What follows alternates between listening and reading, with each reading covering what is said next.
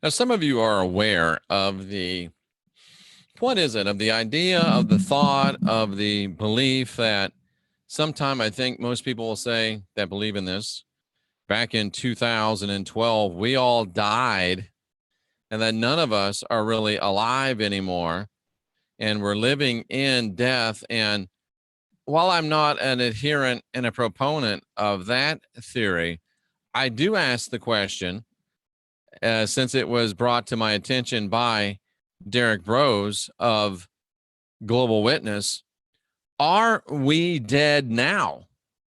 Some of you thinking that Jeff's brain must be dead and that he's lost his way and he's off his rocker. But I think that after I share this with you, hello, Warrior Princess, I think that after I talk about you, hello, Michelle, talk about this with you, you may find a different frame of mind overtaking you. I guess Derek must be live. Someone said that we're going live at the same time. Derek will be back in the next couple of days. We're going to talk about the war in heaven and how it mirrors the war on earth. But let's talk about death and life. Are we dead right now, ladies and gentlemen?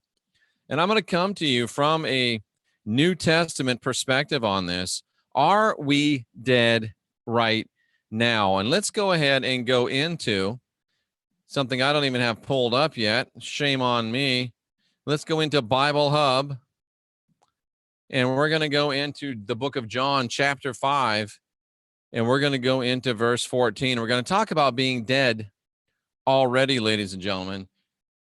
John chapter 5, verse 24, actually. And let's see what it says here about us being dead already. I think you're going to be shocked when you look at the implications of what I'm bringing to you here today. And I know some of you think this is cumbersome, but the more noble-minded of you think that this is a great way to learn how to study if you pay attention. So John 5:24. Verily, verily, and this is what's called a double emphatic in the Greek. It's the most emphatic way of saying something in Greek. So when the master, at least when the words purported to be of the master are written down, if you saw my show yesterday, or was it this morning? Is Jesus real? One day fades into the next sometimes. But verily, verily, surely, surely, it's a double emphatic. It means it's really important. It's stated in the most emphatic fashion that the language allows in conventional usage. So surely, surely, I say unto you, he that hears and believes has everlasting life and shall not come into condemnation, but is passed from death unto life. And if you pass, come on now, don't do this to me. If you pass from death, you're gonna, oh, it's just gonna, you know what, you're gonna have to bear with me. If you pass from death unto life, wouldn't you have to be in death?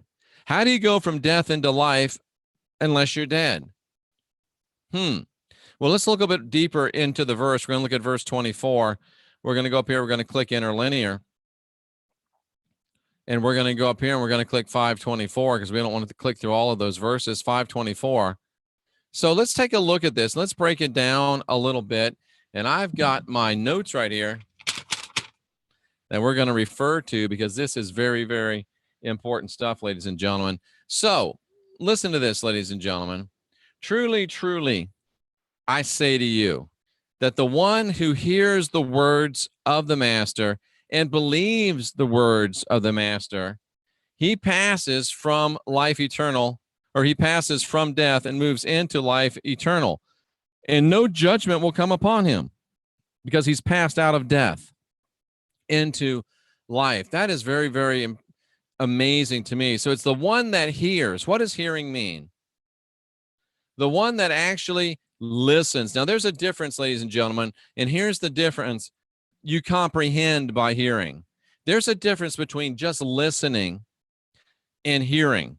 If you listen, okay, the oral emanations reached your eardrum, it vibrated. But until you actually listen and comprehend by hearing, that's when you know that you've actually listened.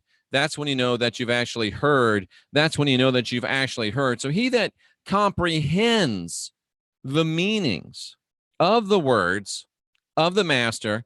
And it's not just comprehending it. You have to do something else. Not only do you have to comprehend it, you have to believe it. And what does believe mean? To put your trust in and to be entrusted with, to be persuaded, to be affirmed, to have confidence in. So once you have actually heard the words of the master and you have confidence in them and the confidence in the one who has sent the master, then you have life. You have life, both of physical and spiritual existence. You have life, ladies and gentlemen, eternal, age-long, unending, partaking of a character which lasts for an age. Now, let me ask you, if you listen and understand and you get life eternal, what did you have before you got life eternal? You didn't have life eternal before. And if you didn't have life and eternal before, how could you be thrown into an eternal lake of fire? If you didn't have life eternal, how could you be thrown into an eternal lake of fire? That's another podcast. But if you didn't have life, what were you in? I'll leave that to your speculation for just a moment. But because you have heard and because you have received and put confidence in the teachings of the master, you now have life that doesn't end, and you will not come into this thing called judgment.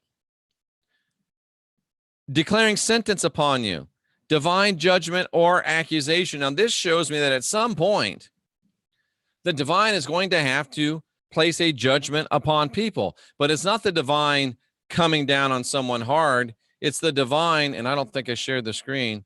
It's the divine just allowing your actions to justify your sentence. You are your own judge, your own jury, your own executioner by whether you decide to hear and whether you decide to apply and believe and have confidence in the words of the master. Then there is no judgment. Why? Because you've passed. What does this mean? Passed. You have passed. You have withdrawn and you have departed. You have changed your abode. You have left. You've departed. You've removed. You've passed on. Let me ask you something. I used to live in Clearwater, Florida. I changed my place of abode. I left Clearwater. I departed Clearwater. I removed from Clearwater. I've passed over from Clearwater. Am I in Clearwater? No, I'm not in Clearwater. I'm in South Florida. But I'm in South Florida now, but I wasn't in South Florida before I changed my place of abode. So if you have passed out of death, were you not in death? What is death? Death is a death, physical or spiritual. And you pass into Zoin, which is life, both physical and spiritual. So it's the same exact thing. If this word death means death, physical or spiritual, then this word life means life, both physical and spiritual. So don't tell me, oh, Jeff, it just means that it was spiritual death. Because you know that you're in physical life now. You know you're in physical life. Were you in physical death before? If I take just the literal meaning of these passages and I extrapolate them only using the literal meaning of the language, then we are living, ladies and gentlemen, in death. We are dead right now. Graveyard dead, spiritually dead. We're dead right now. And the only thing that has the power to take us out of death right now is to hear the words of the master and place our confidence in them. But you know what? The scriptures say, let everything be confirmed in the mouth of 2 or 3 witnesses. So let's go to another witness of this very same thing. Let's go to 1 John, and let's go to chapter 3, and let's go to verse 14. 1 John 3:14. We know that we have passed from death unto life. Now, let me ask you, because we love the brethren, we know we've passed from death unto life. If you say, oh, it just means spiritual, well, then you're only believing half of the meaning of this word. If this really means life, then this really means death. Let's look at it, verse 14 in the interlinear. John, 1 John, that is 3 and 14, ladies and gentlemen. For we know that we have passed. There it is. It's like metamorphosis. We have left, departed, removed, changed our place of abode. We've left Clearwater and come to South Florida. We've left death. We've left death. And we've come what? To life. It's the same word again. Both physical and spiritual. We've come into life. Ladies and gentlemen, if you've come into life, there's only one place you can come out of. That is death. And if you haven't, am I going to say something this strong? If you haven't heard, if you haven't accepted, and if you haven't placed your confidence in the words of the Master, you've not passed from death into life. You're still in this thing that we call death. And how do we know it? Because we love. You mean because I love? Because I wish well? Because I take pleasure in? Because I long for? How about this? Because I wish well. You know that you've passed from death into life. You know that you have heard and are applying and have confidence in the words of the Master when you wish well to whom? When you wish well to your brothers. Who's your brothers? Members of the same community. See, this is, I don't like this. This is commentary. Let's go to the actual, what the word means. It means the first. That's not helping us very much. It doesn't mean, I took Greek in college. I'm a Bible college graduate. Brethren, brothers. It means all of us that are born. All of us that are born into humanity. You will know that you're no longer living in death, but you're living in life when you wish well to all people, especially those that don't like you. It's like the Master said, love those that hate you, pray for those that mean you harm, and do good to those that despitefully use you. It's easy to love the people that are nice to you. It's easy to love the people that are good to you. And it's not that hard to love the people that are ambivalent towards you. The ambivalent means don't really have a feeling one way or the other. But it ain't easy to love the people that are going out of their way to hurt you. It's not easy to love the people that are actually opposing you and doing all they can to mess up your life. And hopefully I'm going to have a very special show here in the very near future that will show you a very practical and realistic example of loving your enemies, blessing those that curse you, doing good to those that despitefully use you, calling favor on people you hate, humbling yourself, and reaching out and seeing what, there's nothing less than miraculous that I can say results can take place.